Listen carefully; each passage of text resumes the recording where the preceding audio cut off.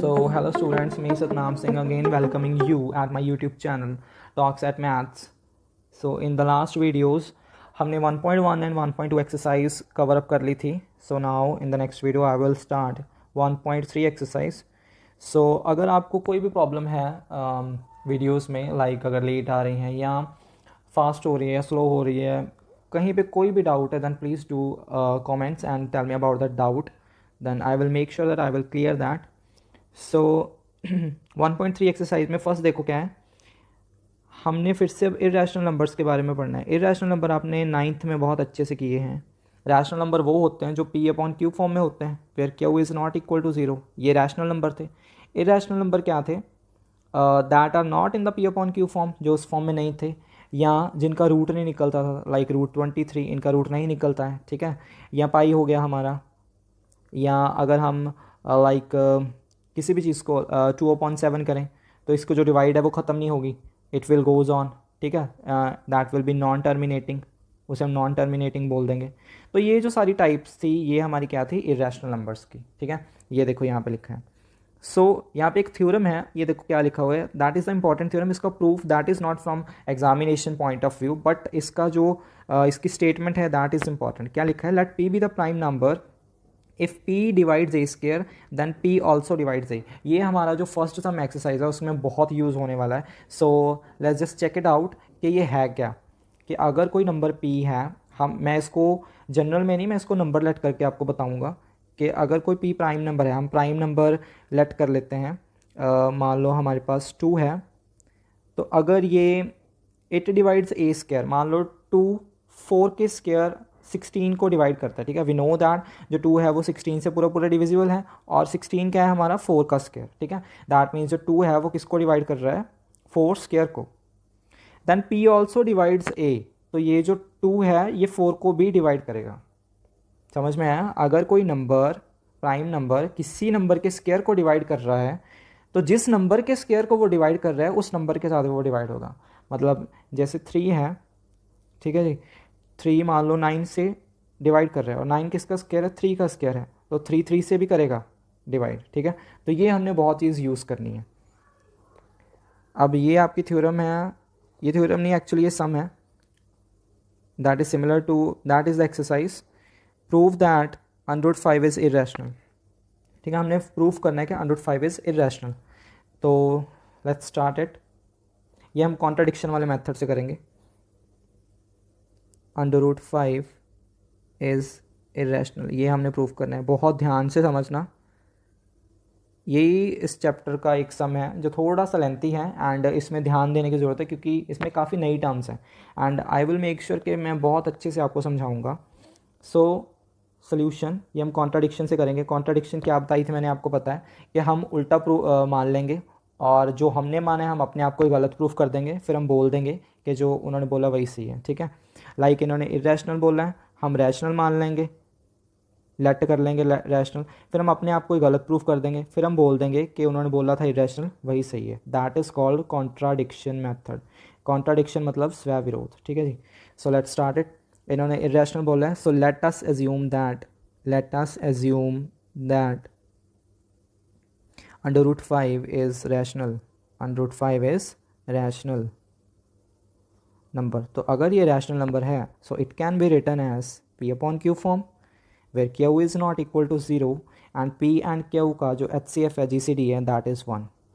मतलब p upon q की कुछ और कटिंग नहीं हो सकती, लाइक ये 2/7 है, या 2/5 है, 7/5 है, कुछ भी हो सकता है. ठीक है, तो उनका जो HCF है वो 1 है. इसे इक्वेशन नंबर 1 मान लो. I hope that is clear. ये लिखना सबसे ज़्यादा ज़रूरी है, इसके बिना आपका सम सॉल्व नहीं होगा. तो this is the important thing to write. ठीक है, सो नेक्स्ट इज़, इसकी हमने कर देनी है क्रॉस मल्टीप्लाई. √5 को q के साथ और p को 1, p 1 सा p, and √5 into q, √5q. अब हमने इसका अंडर रूट हटाना है, तो अंडर रूट हटाने के लिए क्या करते हैं? Squaring both sides. So now squaring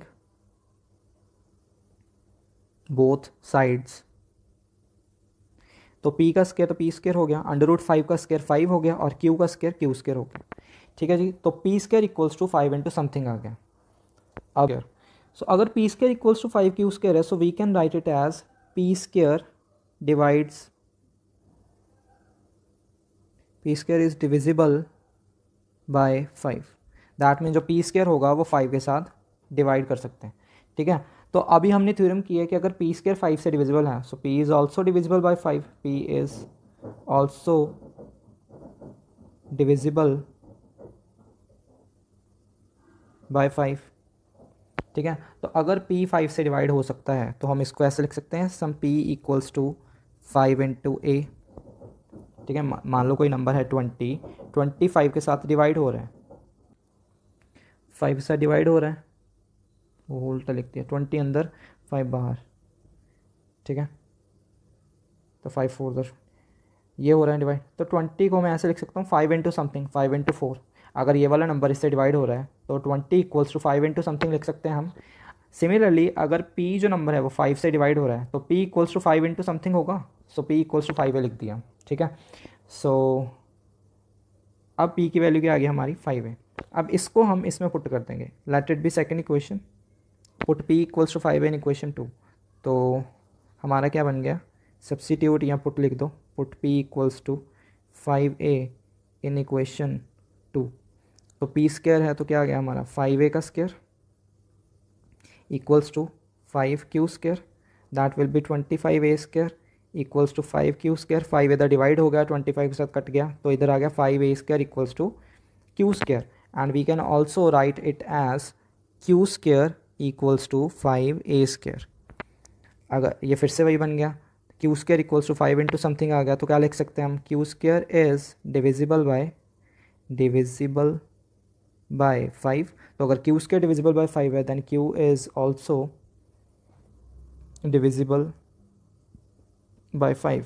तो अगर ये q 5 के साथ पूरा पूरा डिवाइड हो रहा है q अंदर, तो q equals to 5 into something लिख सकते हैं हम। That means q equals to 5 into B होगा, आप ए बी सी डी कुछ भी मान सकते हो। I hope this is clear. अगर कोई चीज़ किसी नंबर के साथ डिवाइड हो रही है तो उसको हम ऐसे लिख सकते हैं, ठीक है। तो अब देखो यहाँ पे हमारा p 5a था, q 5 भी आ गया, p कितना आ गया हमारा 5a, q आ गया 5b। तो दोनों का कॉमन अगर HCF देखें कितना आएगा, 5 आ रहा है। दिस इम्प्लाइज दोनों का जो कॉमन है वो कितना आ रहा है, 5।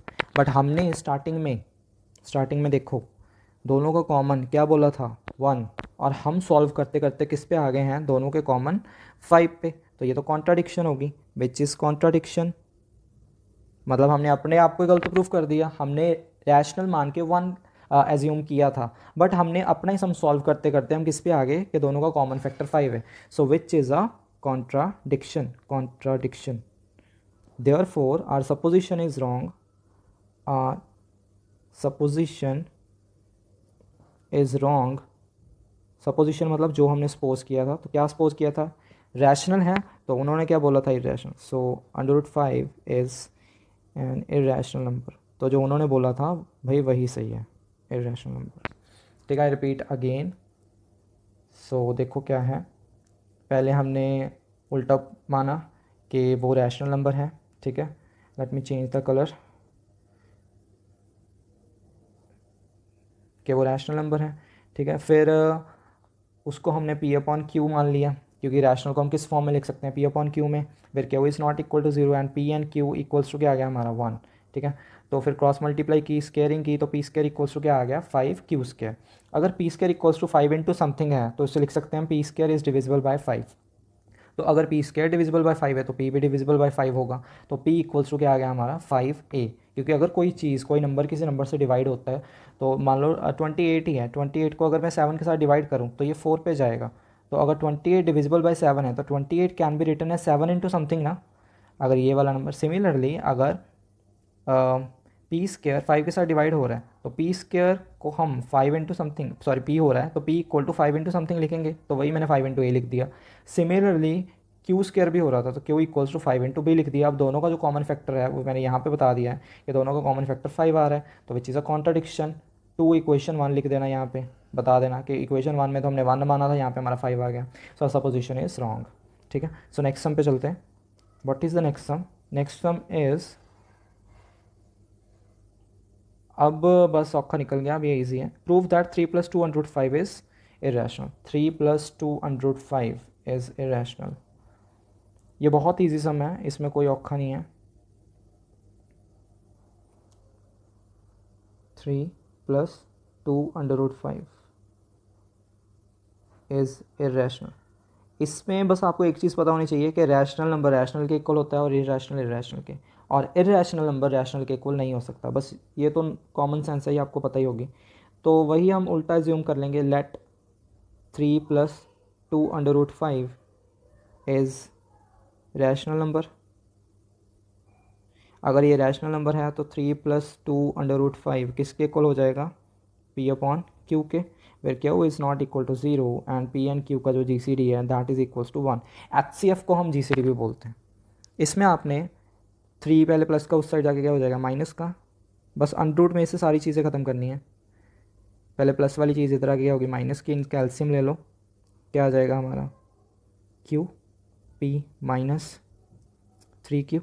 अब ये अंडर रूट 5 के साथ क्या लगा है 2, तो 2 उधर जाके डिवाइड हो जाएगा। सो अंडर रूट 5 किसके इक्वल आ गया, P minus 3Q upon 2Q। मतलब अंडर रूट के साथ जो भी चीज़ें वो हटा देनी है। पहले प्लस का 3 था वो जाके माइनस हो गया, एलसीएम लिया, फिर 2 मल्टीप्लाई में था क्या हो गया डिवाइड। तो अब देखो ये सारी चीज़ जो है ये तो इरेशनल है, अंडर रूट 5 है, 5 का अंडर रूट निकलता नहीं है। और अगर मान लो यहाँ पे हम P और Q की अगर कोई वैल्यूज़ पुट करें तो ये तो अपॉन की फॉर्म में आ जाएगा। अगर P में 1 करूँ या कोई भी वैल्यूज़ पुट करूँ तो यहाँ पे ये अपॉन, तो ये रैशनल बन जाएगा। अब ये हो गया हमारा इरेशनल नंबर और ये रैशनल, और हमने इसे इक्वल प्रूव कर दिया। तो क्या ये पॉसिबल है, विच इज़ नॉट पॉसिबल, ठीक है। So but under root 5 is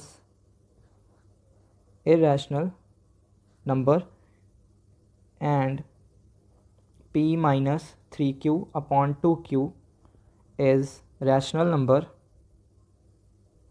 क्यों रैशनल है, as P and Q are integers, क्योंकि उनकी कोई भी वैल्यू हो सकती है और कभी भी इरेशनल नंबर रैशनल के इक्वल नहीं हो सकता। देयरफॉर ये मैं ऊपर कर रहा हूँ, therefore which is a contradiction, contradiction हमने क्या कर दी कि हम इरेशनल को रैशनल के इक्वल ले आए, जो कि गलत होता है, which is contradiction. Therefore our supposition is wrong, so this implies 3 plus 2√5 is irrational. ठीक है, पहले रैशनल माना, प्लस का 3 माइनस 2 अपॉन में, ये रैशनल बन गया, ये रैशनल, ये तो हो ही नहीं सकता, सो ये कॉन्ट्राडिक्शन होगी, so supposition is wrong, so this is irrational. So move to next sum. Yes, next is 1/√2। ठीक है, ये भी बहुत इजी हो जाएगा ये 1/√2। सो मैं स्टार्टिंग से सीधे लिख रहा हूँ, लेट कर लेते हैं 1/√2 इज़ रैशनल नंबर। अगर ये रैशनल नंबर है so it can be return as P upon Q form है, where Q is not equal to 0 and P and Q GCD is 1। अब इसकी क्रॉस मल्टीप्लाई कर दो तो under root 2 P equals to Q आ जाएगा, और 2 उधर जाके अपॉन में चला गया, सॉरी P उधर जाके अपॉन में चला गया, क्योंकि हमने अंडर रूट वाली चीज़ तो एक साइड ही रखनी है। सो मैं सीधे ही उल्टा देता हूँ, इसको उल्टा दो और इसको भी उल्टा दो, Q अपॉन P। ठीक है, तो ये देखो Q एंड P इंटीजर्स हैं, ये अपॉन के फॉर्म में आ गए, और ये हमारा इरेशनल है। फिर से यहीं पे ये कॉन्ट्रडिक्शन आ गई, this implies under root 2 is irrational but Q upon P is rational as P and Q are integers। तो हमने यहीं पे सेकंड स्टेप में ही इरेशनल को रैशनल के इक्वल कर दिया, so which is a contradiction,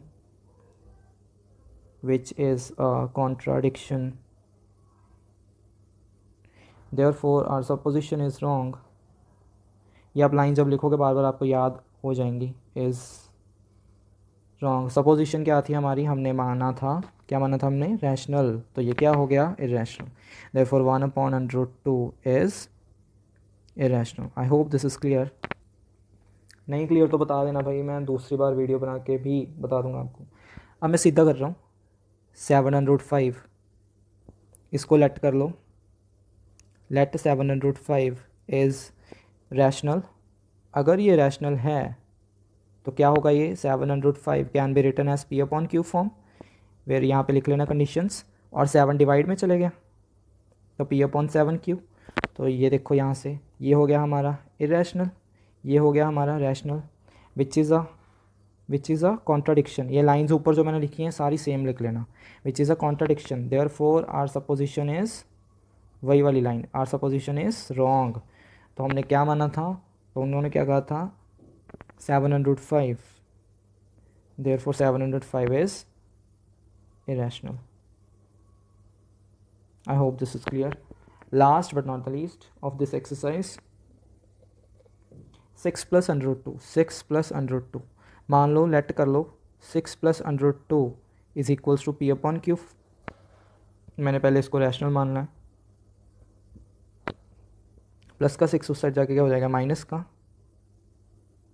इनका एलसीएम लो, एलसीएम लेके आ गया हमारा Q P minus 6q। So again this is irrational, क्या लाइन लिखोगे, under two is irrational and 6 p minus 6q upon q is rational, rational, this is rational as p and q are integers, therefore supposition is wrong, contradiction है तो जो उन्होंने माने वही सही है। सो ये हो गया हमारा 1.3 exercise. So in the next video I will do exercise 1.4. Till now, take care, goodbye, and do please subscribe my channel and share it. Thank you so much for watching.